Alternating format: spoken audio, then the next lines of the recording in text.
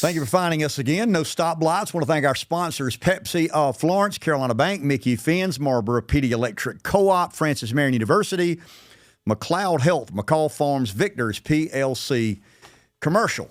Before I introduce our next guest, I want to remind our viewers and listeners that we've evolved. We've transitioned from a podcast that was somewhat of an extension of a conservative radio show. I mean, it was more Trump and Biden, more Democrat and Republican. I was asked to consider by some community leaders whether I would be involved in, I don't say a local media endeavor, but I guess would I be the letter to the editor section of a place that has somewhat become a media desert. Thank God the Post and Courier has made a big commitment here, and we'll all benefit greatly from the Post and Courier investing in the PD region. If you remember the newspaper, the letter to the editor was not a journalistic endeavor. It was more of an opinion of a reader. We're kind of the editorial section or the letter to the editor section of the local media. But we'll have serious podcasts, and one of those very serious podcasts will be today. In the trials and tribulations of hosting a radio show, there have been two particular issues that have taken more intellectual horsepower than I have available. I can talk Trump and Biden with the best of them. I can talk conservative and liberal with the best of them. I remember the day I began trying to understand the Federal Reserve. And as I delved off into trying to better understand the Fed, I got about ankle deep in the water, and I began to grasp and understand and make heads or tails. I got about knee deep, and I said, okay, I'm about to figure this out. I got waist deep, and I realized the more I knew, the less I believed, or the more I knew, the less I realized, or I got more confused as, the Fed's kind of this unique animal in government, but out of government, sets monetary policy, sets the interest rate, keeps up with inflation. It's kind of half government, half not. The other issue that has confounded me and has stirred my curiosity in a way that hardly anything has is the situation in Israel. I'll make no bones about it. It is easier for me to say that I don't really care about additional funding going to Ukraine. I don't try to defend my stance. I don't try to say, well, it's because of X, Y, or Z.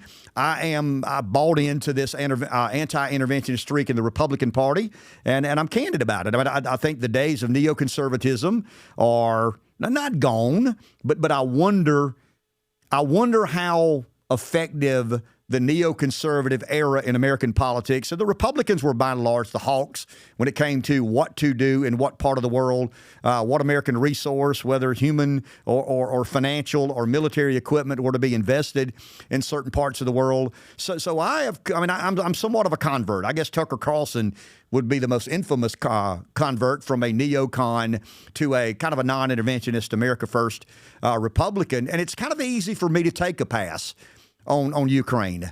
But Israel's different. And the reason Israel's different is not because I understand the geopolitics a lot better than I do in Ukraine and the Soviet Union. I know as much as I've studied and tried to understand, but I'm a Christian, and I have a biblical worldview. I ascribe to the Judeo-Christian ethic. That almost makes it impossible for me to look at Israel in the same light that I look at Ukraine. I believe the Jewish people are God's chosen. I'm not Jewish. My next guest is Jewish, and he's a professor of history at Francis Marion University. I've asked him to join us. He is he had a lot of complications with his schedule and couldn't be on the radio, but at one point in time, Scott Kaufman was a frequent guest of our radio show and always acquitted himself well and is very knowledgeable about the world around him. And when I reached out to Scott, I knew that when the events of October 6 and 7 transpired, there was one guy that I was going to hunt down and force him, bribe him, do whatever I had to do to get him come on our podcast, and he's agreed today. Scott Kaufman, professor of history at Francis Marion University. Sir, how are you? Fine. How are you doing? So I want to, I'm going to ramble a bit, and you got to stick with me. You're the academic. You have a scholarly understanding of world history. You're Jewish. Yes. Does that make you, as a historian, pay closer attention to that part of the world? It definitely has an impact. When when those events happened on October 7th, it hit home very hard. The shock, the anger I felt because of what this was doing to people of my faith. And it was difficult for me to try to separate the part of me that has to be the dispassionate historian who looks at the facts and the member of a community who has faced anti-Semitism, who lost members of his family in the Holocaust. And so it really hit home hard. And I have looked in this more myself to try to understand what might drive what happened on October 7th to occur. And, you know, it's a learning experience, but I still am having a very hard time coming to grips with it, to understand why anyone would do what they did. Okay, Scott, my understanding, once again, is biblically tinted. I make no bones about that. I believe that the God of Abraham was the first Jew. And I believe that Israel was the Jewish province. In the beginning, God created the heavens and the earth. At some point in time, the God of Abraham comes along. He's the first Jew, and Israel belongs to the Jewish people. Well, God had promised, yes, and Abraham was the patriarch. Sure, and we fast forward to King David in roughly 1000 BC. But then it gets confusing. You got the Ottoman Empire. You've got the British Mandate. You've got colonization. You've got the West Bank and Gaza. Walk me through the cliff note. I mean, I don't have time for a 6-week lesson on that. But, I mean, if you don't mind, walk me through from the God of Abraham or Abraham to today, or really until 1948. Okay. Well, this could take a few hours.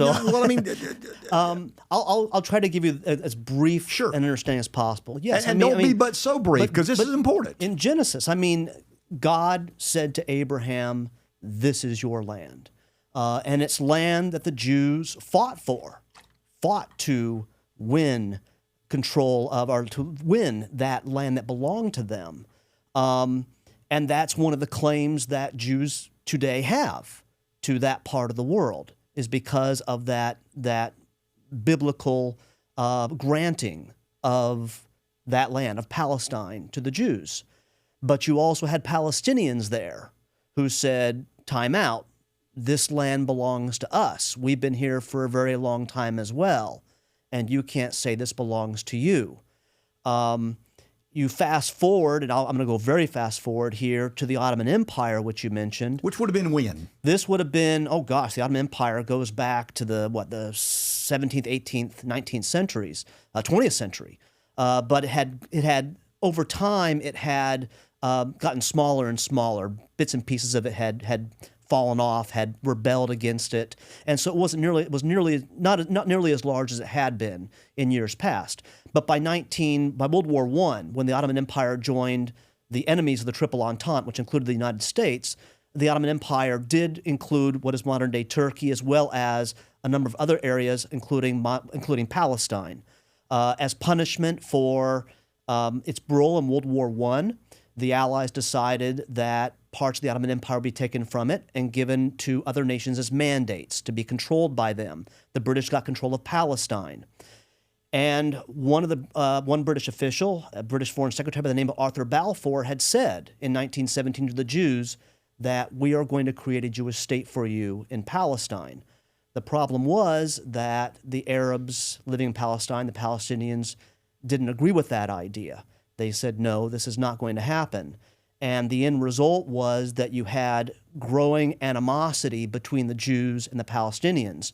What also added on to it was the growing number of Jews living in Palestine, Jews who were escaping the pogroms in Russia, where they're being thrown out of their villages, beaten, even killed. Those of you who've seen Fiddler on the Roof, which has a pogrom as one of the major themes there. And, of course, the Holocaust. And so the Jewish population increases from about In 1917, about 8% of the people living in Palestine were Jewish. By about 1946, it was about 30% were Jewish. So you have these rival claims taking place and more animosity, more violence between Jews and Arabs. The British, meanwhile, are trying to maintain control of the situation, but they have their own problems to deal with. They are recovering from World War II.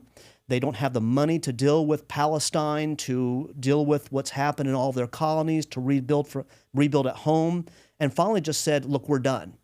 We can't take this anymore. We're going to turn this issue over to the United Nations. And the United Nations stepped in and said, we're going to go ahead and create a Palestinian state and as well as a Jewish state. And just to make it very quickly here, Palestinians said, no, we believe that all of Palestine belongs to us. We don't support the idea of a Jewish state here. Meanwhile, Jews said, fine, we're going to go ahead and declare a Jewish state, Israel, which they did in 1948.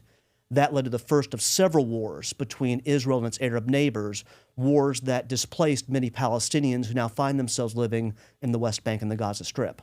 So the West Bank and Gaza Strip came as a result. Who declared the Gaza Strip legitimate? Who declared the West Bank legitimate? Well, what do you mean? I guess it means, what do you mean by the term legitimate? Well, I mean, to begin with, the West Bank and Gaza Strip were a part of the Jewish state.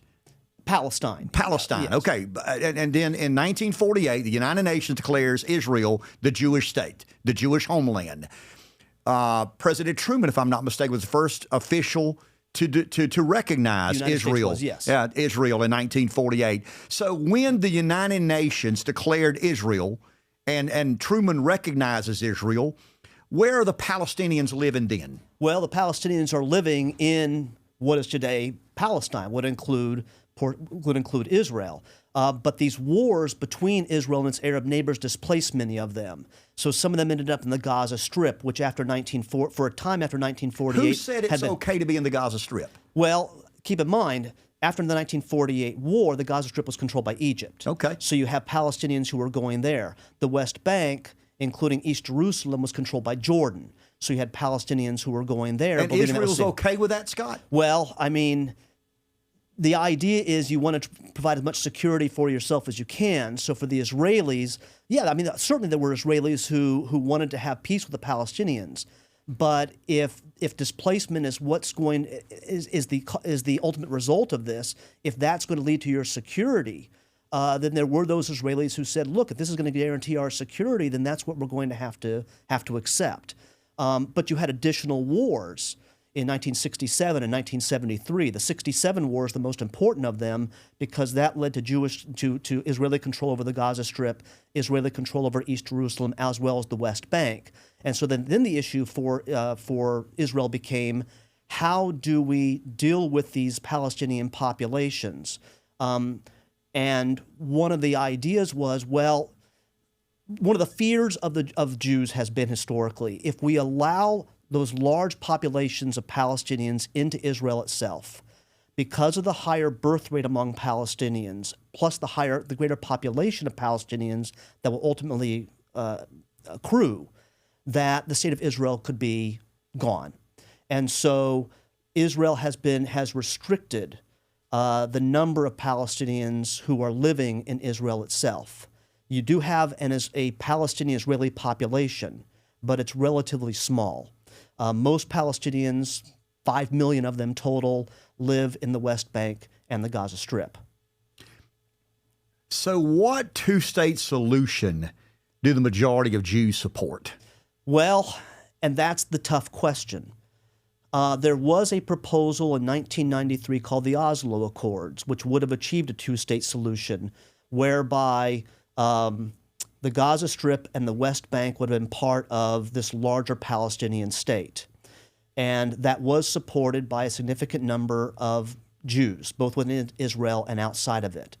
But there were Jews who opposed that agreement, including Benjamin Netanyahu, who's the current prime minister of Israel, who said that, as far as he was concerned, all of Palestine belonged to the Jewish population.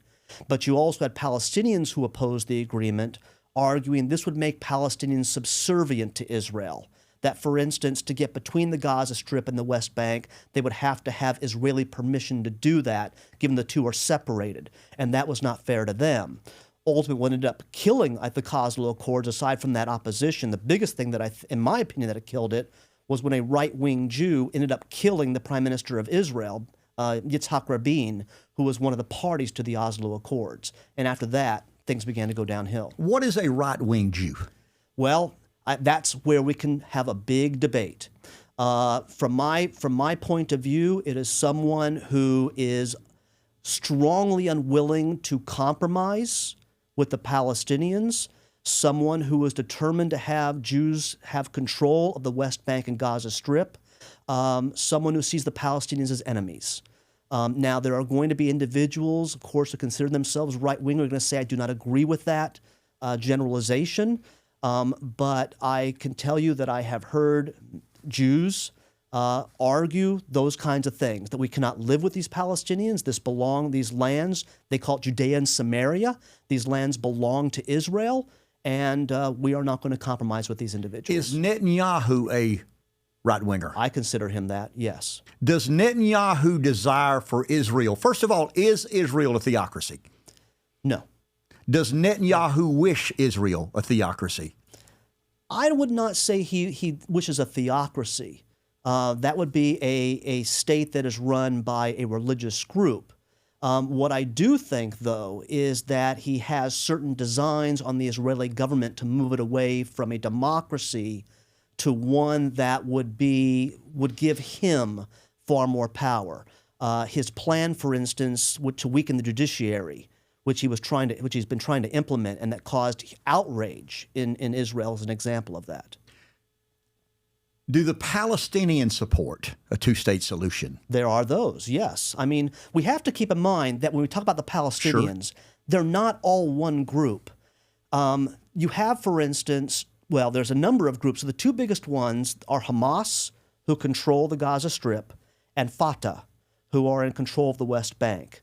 It was Fatah that strongly supported the Oslo Accords. It was Hamas that strongly opposed the Oslo Accords. So you do have Palestinians who are willing to accept and work toward a two-state solution, but you also have those who say no. Is Fatah a terrorist organization? Yes. Oh, Fatah, no. And you know where I'm headed here. Yeah. I mean, so Fatah would be a group of Palestinians willing to consider compromise with Jews. Fatah is a political organization that was formed in the late 1950s and eventually became the main driving force behind the Palestine Liberation Organization that was founded in 1964. And yes, the PLO did engage in terrorist activities. But the PLO over time became willing to moderate its position insofar as seeking a political agreement with Israel. Hamas did not. Hamas was founded in 1988 by a guy named, his last name is Yassin. And his position is, you cannot negotiate with Israel. We've got to destroy the Israeli state and make sure that all of Palestine is under Palestinian control, and that means using terrorism and other acts of violence. So if there are good and decent Palestinians, and I believe that and you believe that, why would Hamas be the government of Gaza? Well, there was a civil war that took place between the Palestinians in 2006, and Hamas won that civil war in the Gaza Strip. Fatah maintained control over the West Bank, but Fatah, the West Bank, but Hamas gained control of the Gaza Strip. And one thing that Hamas has done is, in a way, Hamas has acted like a mafia organization, because they claim that they're offering all kinds of help to the Palestinians, jobs, medical care, other concessions, if you will, to get their support. But in fact, really, if you look at who holds the power, who's getting all the money, how the money's being used, it's Hamas that's benefiting the most. You don't know the answer to this, nor do I. But do you suspect when Hamas is elected by the Palestinians to be the government of Gaza, they show up with a ballot and a machete, and people vote under threat or fear? Is that a fair characterization or an accurate characterization? Well, there'd be those individuals who support Hamas no matter what. Okay. But there are those who are fearful. But those are terrorists. Fearful. I do remember, just recently, just a few days ago, I remember watching a news report, and there was a Palestinian woman who was blaming Hamas for what was happening in the Gaza Strip.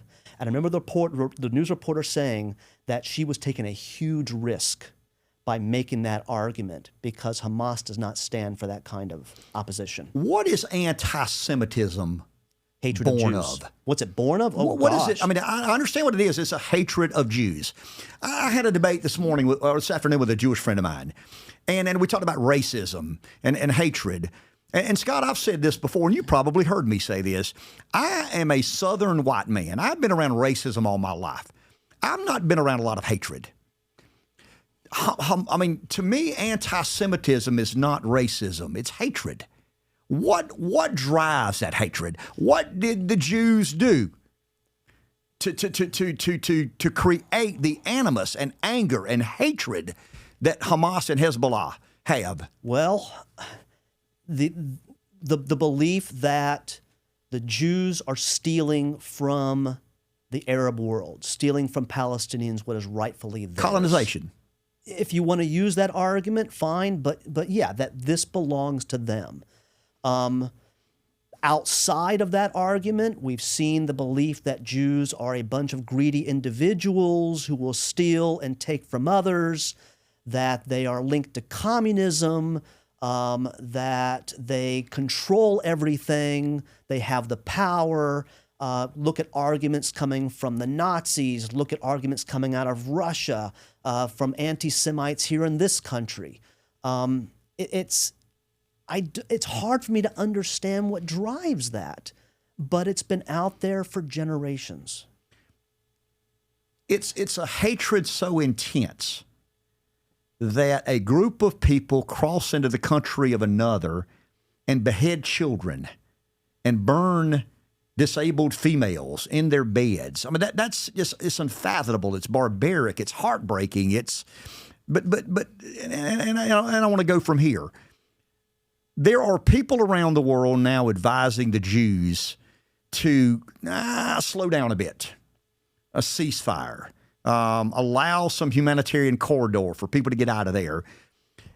If one group of people despise or hate another group of people that much, what does a ceasefire accomplish? I mean, does this hatred simmer if we have a day or two to think about it? For me, the ceasefire would give an opportunity for foreigners to get out, to bring humanitarian aid, hopefully to those who really need it, not to those who would misuse it. And maybe, possibly, show the world that Israel is not out to destroy the Palestinian people. Is Netanyahu out to destroy the Palestinian people? I don't think he's out to do that at all. And you're a critic of Netanyahu. I'm very much a critic of Netanyahu. I've not been a fan of his, but I don't think that's his intention. I think what his intention is, well, it's clear what he said his intention is. It's to root out Hamas, to destroy Hamas. Is that possible? That's going to be very difficult. And this is one of the reasons also why there's a lot of concern, is let's say Hamas number's about 30,000, the estimate is. Let's say you kill all 30,000 of them. Have you created a situation in which those individuals who have lost their homes and lost everything, are they going to become the next Hamas? I think there's another reason why there's this call for the ceasefire. Let's see if we can find some kind of a settlement that doesn't push even more Palestinians into the arms of those who would engage in future acts of terrorism against Israel.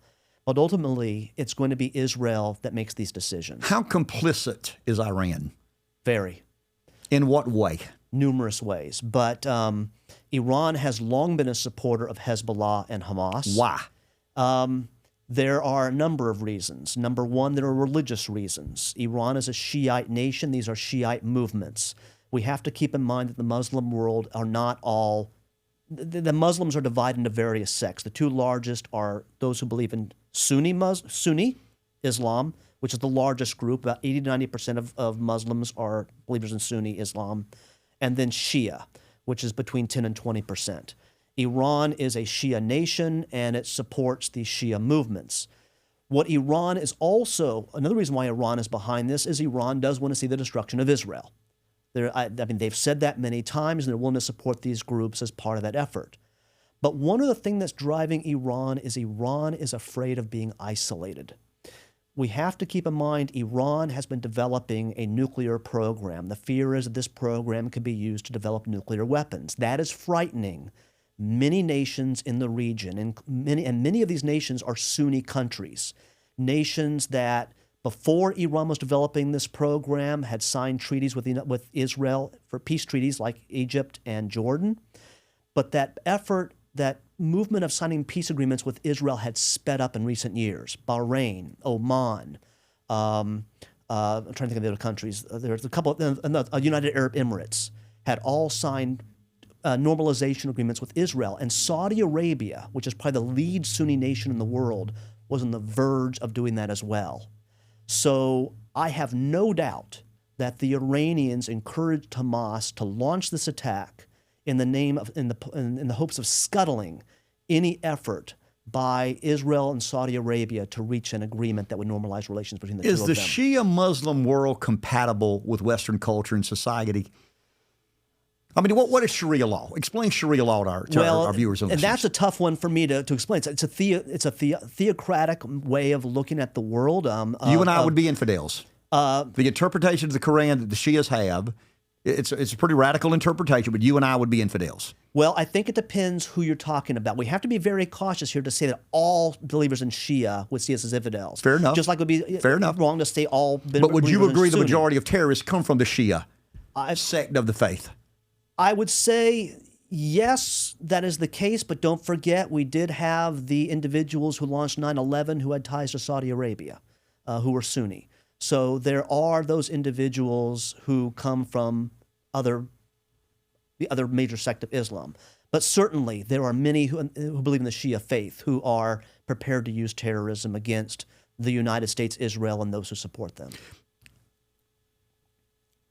So if the majority, here's my problem, Scott, and I want to get your take on this because you're far more versed in this than I am. Here's what concerns me. I would never ever say that the Jews are blameless. I don't think you would. No. I would never say the Americans are blameless. I would never say that all of this controversy and conflict and human loss is all about the Muslim faith incompatible with Western culture and society. But it does alarm me and concern me that when something as horrific as October 6th happens, the Muslim world is slow to condemn. Does that concern you?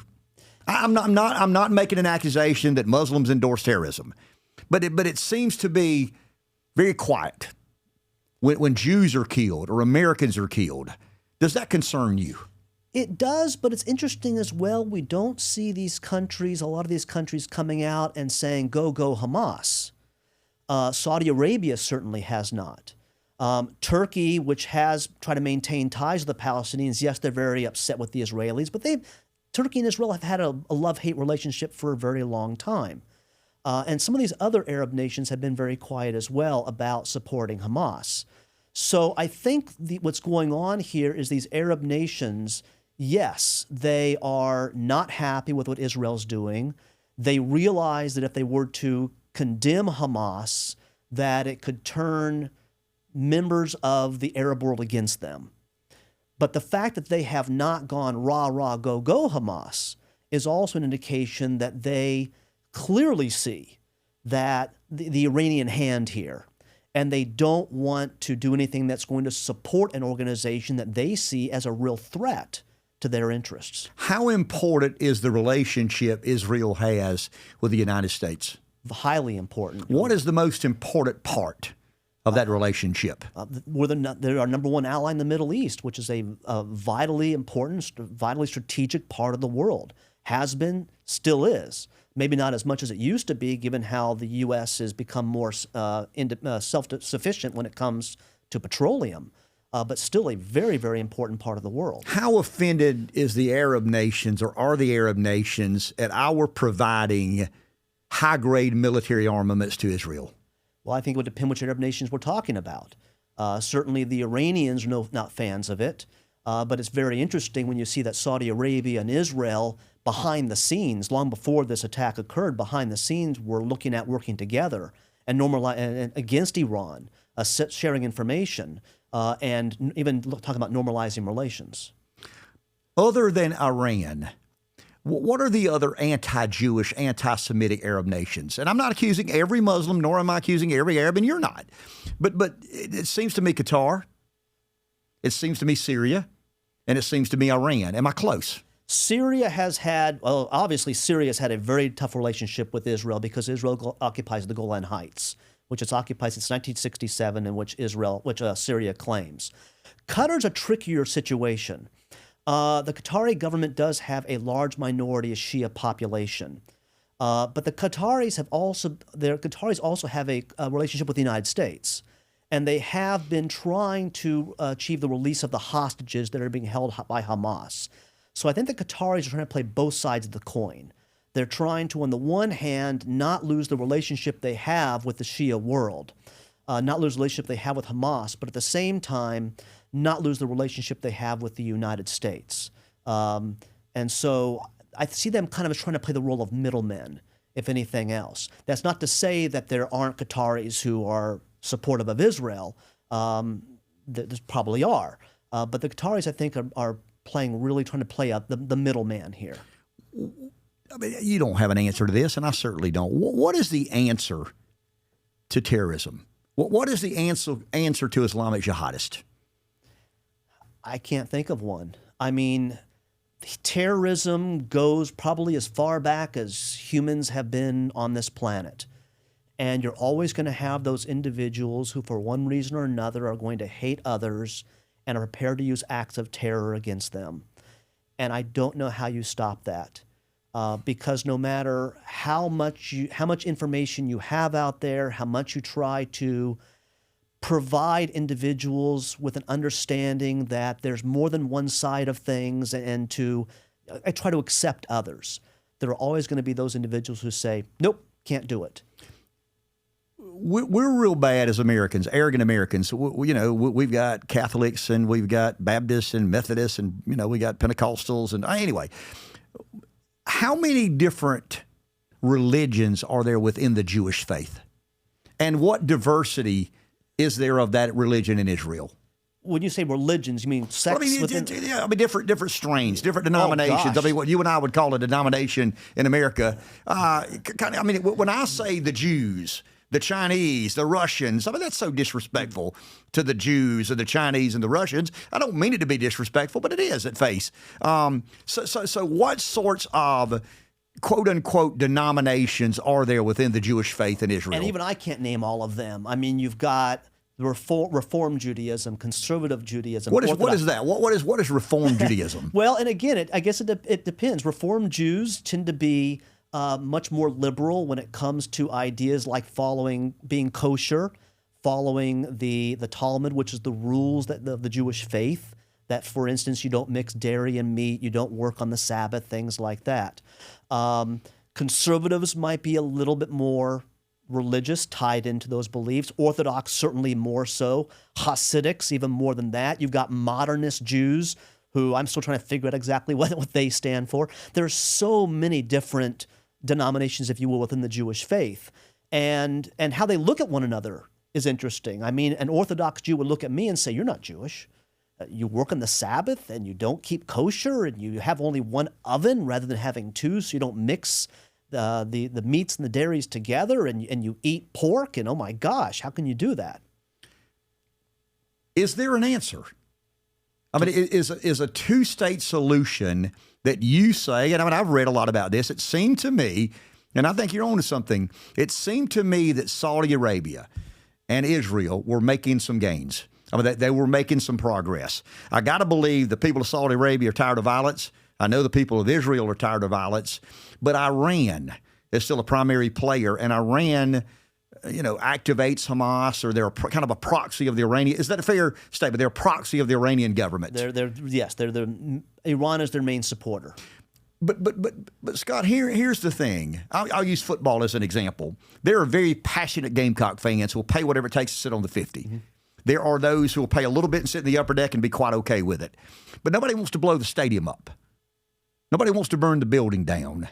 There's an element within, and I call it Islamic jihadist, and I think that's accurate, that would kill infidels in the name of their faith. How do we address that? Is there a practical answer to that reality? Or is Netanyahu onto something when he says just kill them until you kill them all? Well, and that's the $1 million question. And it's really hard to answer that question, because whether we're talking about Islamic jihadists, whether we're talking about, we can talk about organizations in the United States that preach hate and are willing to kill. The Ku Klux Klan historically has been willing to kill individuals. It's really hard to convince those individuals that maybe they're wrong. And in a world where you have so many outlets out there that are willing to preach what you believe and to, if you will, vindicate your beliefs and provide you with an outlet to say, aha, other people believe what I believe, so what I believe is okay, and I could continue down this road, which in the case of some of these individuals means killing others. Combating that is so difficult. There's always going to be hate out there. Now, you could go out and kill all of them. But here's the deal. If you kill all of them, what about their brothers, their sisters, their sons, their daughters, their parents? What you've just done is maybe bred hate in them. Hate breeds hate. I don't know how you solve it. I'm asking a question, and I have no idea the answer to this question. I don't know if this is a valid question, but it's something that runs through my head a lot. Is there a difference in anti-Israel and anti-Jew? I think you can be opposed to a nation and not be opposed to the people of that country. It'd be like saying you're anti-United States, but you're not anti-American. Or you're anti-American, but you're really referring to the leadership of the country. Doesn't mean you hate all Americans. So I think you can make the difference. What sort of government does Israel have? Democracy. A democracy, but a democracy that is facing some serious challenges. And a democracy that requires a collaborating of different factions of government. Is that a fair, a little bit Yes. parliamentarian? Oh, yeah. Yeah, the Knesset, yes. Parliamentary system. Explain that to our listeners or viewers. Well, Knesset, it's like the British system, where you have a parliament with individuals who are elected, who help pass laws with the prime minister. We don't have a president, we have a prime minister, who has influence over whether those laws are initiated, how they're initiated. In a parliamentary system, you can have snap elections, which we've seen many times in Israel. Between 2019 and 2022, we had 5 different elections. Wow. Because they could not come to grips, they cannot form a government. You have to have some kind of a coalition. Either if your party in a parliamentary system, if your party does not have enough seats to control that part to control government, then you either have to form a coalition with somebody else so you have enough seats to form a government, or the government collapses and you just start over again. Are there any Arab leaders that you have faith in and trust in that would genuinely work with Jewish leadership or Israeli leadership and come up with some sort of peace solution? You've led me to believe you don't trust. You think the situation would be better if someone other than Netanyahu were leading the Israeli government. But is there an Arab leader that you have a little faith in that could see the world in a fundamentally different way and address some of the issues? I would have to think about that a while because I haven't done a lot of research on these individuals, but I could see, for instance, maybe the King of Morocco, someone like that, who could work with these different sides, who I think has a good relationship with the United States and with Israel as well, because they do have they've normalized relations between the two. There'd be one example right there. And to jump back to something that you brought up a minute ago, you said I don't have a lot of faith in Netanyahu, and then that's true. But one thing I should point out, if Benny Gantz, who is Netanyahu's main rival, was in power, and October 7th happened, October 7th Israel time, I would not be surprised if Gantz did the same thing Netanyahu is doing. Is it? We can debate what we should or should not do, and obviously armchair quarterbacking and postmortems are easy for you and I to do. You're a historian. You evaluate the decisions leaders made throughout world history. I don't know that he had another choice. I really don't. I'm not Netanyahu. I'm not a Jew. I'm not living in Israel. But I've seen some of the images, and I don't know that Netanyahu had another choice but to, with every fiber of his being and every arsenal available to Israel, try to root Hamas out of the Gaza or out of the Gaza Strip. I mean, we could talk all day whether a more limited incursion might have done the job.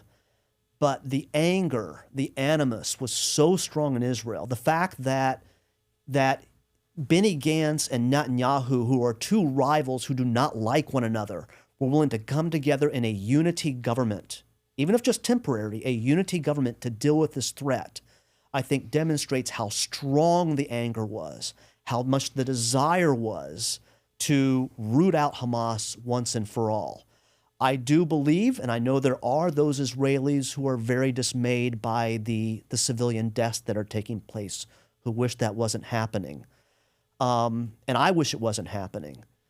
The problem we have here is that Hamas historically has been more than willing to use human beings as shields, to use innocent civilians as human shields. And unfortunately, that means there are civilians who are going to die. And I hate that. I really hate it because I fear it's going to push some of those individuals into the arms of Hamas. Was October 7 genocide? I would say what Hamas wants to do is to achieve genocide. But we have to bear in mind that Hamas didn't care who it killed. It was out to get Jews, but it also killed Palestinians. It killed foreigners who were not Jewish. Hamas did not give a darn who it was killing, and they haven't. What they are out is to achieve the destruction of the Jewish state. Yes, if that means killing all the Jews, I think they're more than prepared to do that. But if that means killing others in the process, they don't care. Does it concern you in any way, shape, or form? I mean, I get the anti-Jewish sentiment in America. I'm not calling it anti-Semitism. I get the anti-Israel. There are some in America that believe Israel is taken for granted the support America has given it. You've led me to believe at times you kind of accept that theory as reasonable. And I'll get there in a second. I'll accept the pro-Palestinian. But there were Americans on college campuses that were celebrating Hamas. Yes. That's disgusting. It really bothers the heck out of me. You're a college professor. You're trying to create, you're not trying to indoctrinate young men and women. I know you will have. I've sat in on a couple of Scott Kaufman's classes and very professional, very measured. I think it's appropriate time to share the story. You were in college and a professor tried to indoctrinate, and it had a lasting impression on you and how you teach kids. Yes, it infuriated me, and I consider it very important to make sure that my students hear both sides of the issue. Even if I don't necessarily agree with the other side, I think they should be at least aware of the other viewpoint. So where is the pro-Hamas sentiment coming from? And that's the question, and that I don't understand. I don't get where it's coming from. I don't know if these are individuals who for some reason believe that all people should be treated equally, and so it's wrong to go out and root out Hamas because you're killing human beings. I don't know if these are individuals who are hearing information from just one source and not looking at the bigger picture, who don't have an understanding of their history, who don't have an understanding of Judaism, of Islam. I wish I knew what was driving them. And what's really unfortunate is all this does is it feeds into those individuals. It gives ammunition to those individuals who say, aha, here's proof right here that professors are going out and indoctrinating our students. That is not what we're supposed to be doing. That's certainly not what I'm doing, and that's not what the historians I know are doing. But all that does is it feeds that fuel, it feeds that fire. And I wish that these students understood these were individuals who went into Israel, who engaged in, and this was compared to ISIS, beheading individuals, killing babies, killing pregnant mothers, killing anybody who was in the way, whether they were Jewish or not. I mean, these are terrorists. These are true terrorists. And to celebrate them, to celebrate that kind of killing is disgusting. It's absolutely disgusting. How concerned are you that American support is waning, and how less secure is Israel without American support? I think there's still a lot of American support for Israel out there. Is the support geopolitical or biblically adhering? Oh, I think it's a combination of things. Geopolitical, it's biblical, it's historical. There's all kinds of connections there. It does worry me that you do have individuals out there who want to condemn Israel, to end our relationship with Israel because of what Israel's doing. Look, I've been critical of Israel. I've been critical of Netanyahu. I wish that I really am concerned about the number of civilian deaths that are taking place right now. But to say that Israel has no right of self-defense, or to suggest that Israel should just go, well, 1,400 people died, so what, big deal, let's move on. I mean, as much as I don't like Netanyahu, I agree with him. This was their 9/11. Think how angry the American people were after 9/11. Was it 9/11 or the Holocaust? Well, he talked about the Holocaust as well. It reminds me more of the damn Holocaust than it does 9/11. You can't. I mean, and he talked about that as well, and I would agree with that too. But the reason I use 9/11 is that's something that many of us remember. We're old enough to remember 9/11. Many of those individuals who were alive at the Holocaust are no longer here, who might remember it. But 9/11, you don't have to be that old to remember 9/11 and how that brought this country together and how determined we were to strike back. Well, for Israelis, this was their 9/11. And certainly you can draw a connection to the Holocaust as well, because this group, this organization wants to wipe Jews off the map, or certainly Israel off the map. So to go out and say, well, Hamas was in the right to do what it did, good heavens. I mean, even if you argue that the Israelis were not treating the Palestinians fairly, and then there's evidence for that. I mean, you can make a case for that. Does that justify the massacre of 1,400 individuals, innocent people who were not doing anything, who were minding their own businesses, and who are killed in a way similar to what ISIS was doing? Really?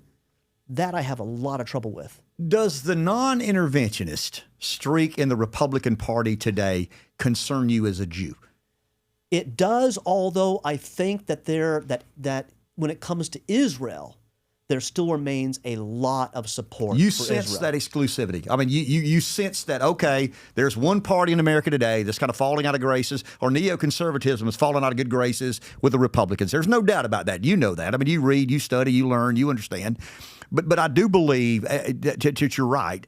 Despite that anti-intervention streak within the Republican Party, the majority have this adherence to a biblical worldview, the Judeo-Christian ethic, and will always figure out a way to be there for Israel.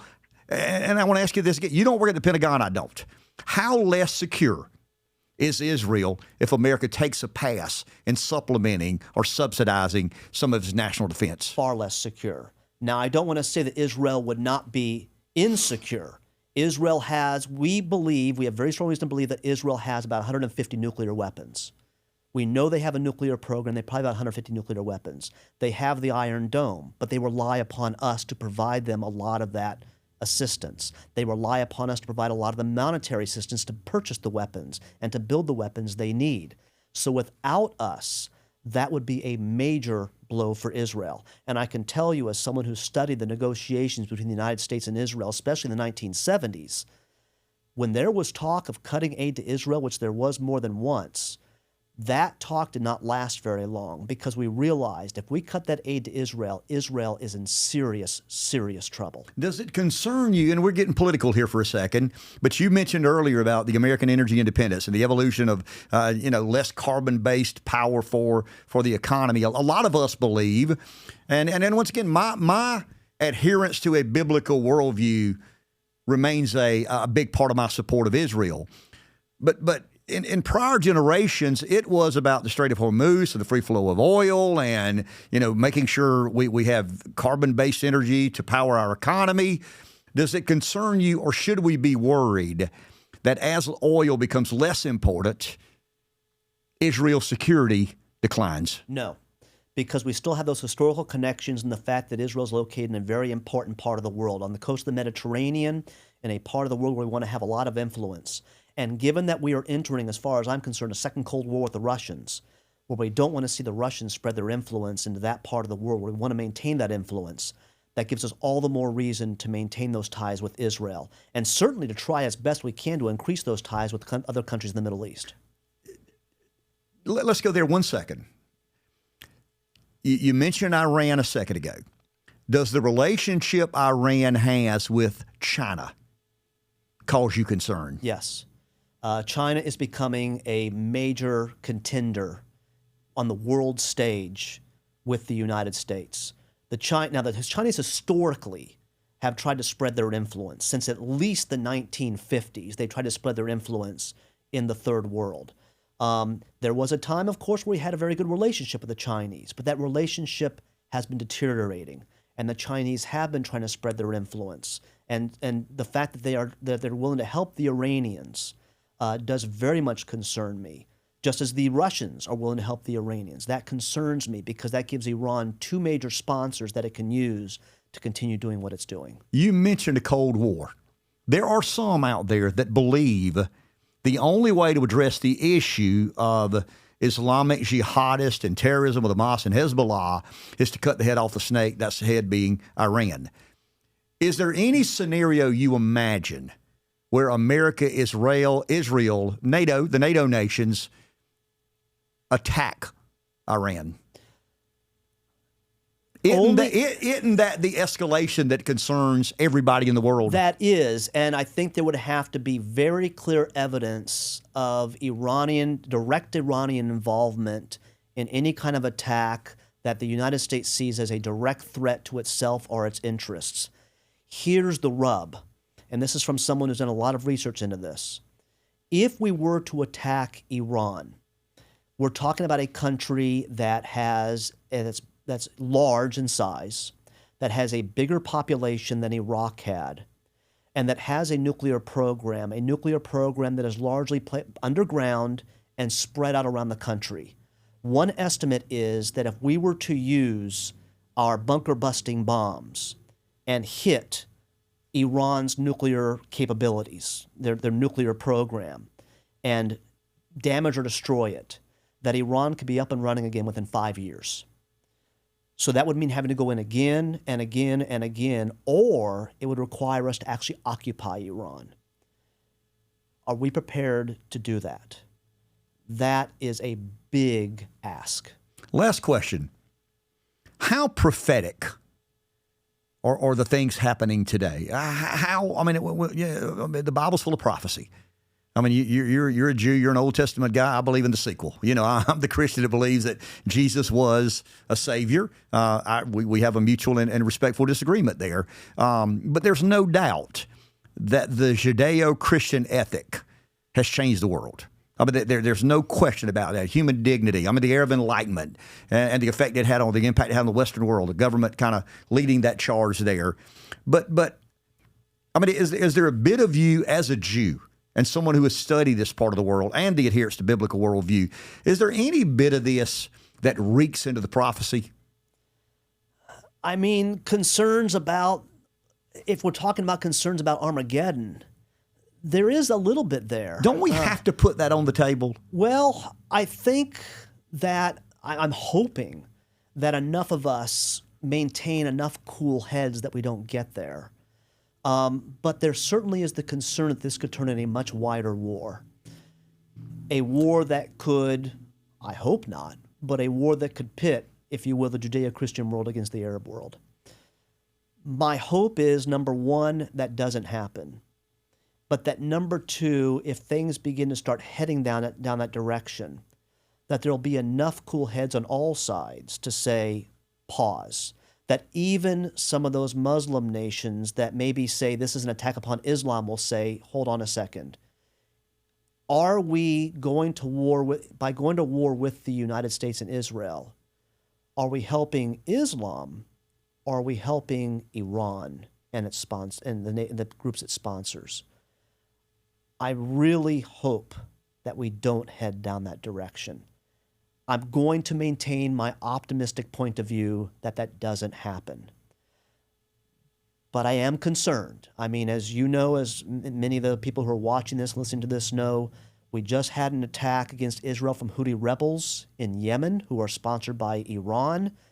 Could Yemen get involved in this? Could Israel invade Lebanon? What would that mean? What if Israel does attack Iran? Those are the things that worry me. I'm hoping we don't head down that direction.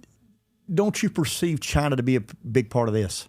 Yes, but I'm hoping the Chinese also realize they don't want to go down that direction. Because keep in mind, as much as the Chinese want to have influence around the world, they're not stupid. They want military influence, but they want economic influence.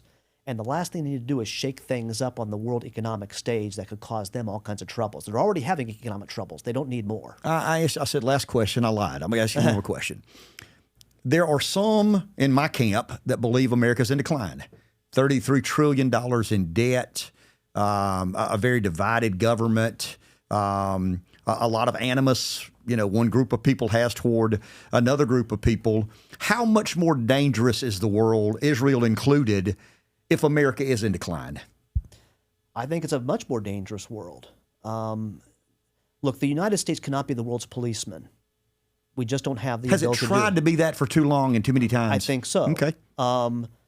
But we are in a situation right now where there's real threats out there. And the United States has placed its credibility at stake. Ukraine's an example of that.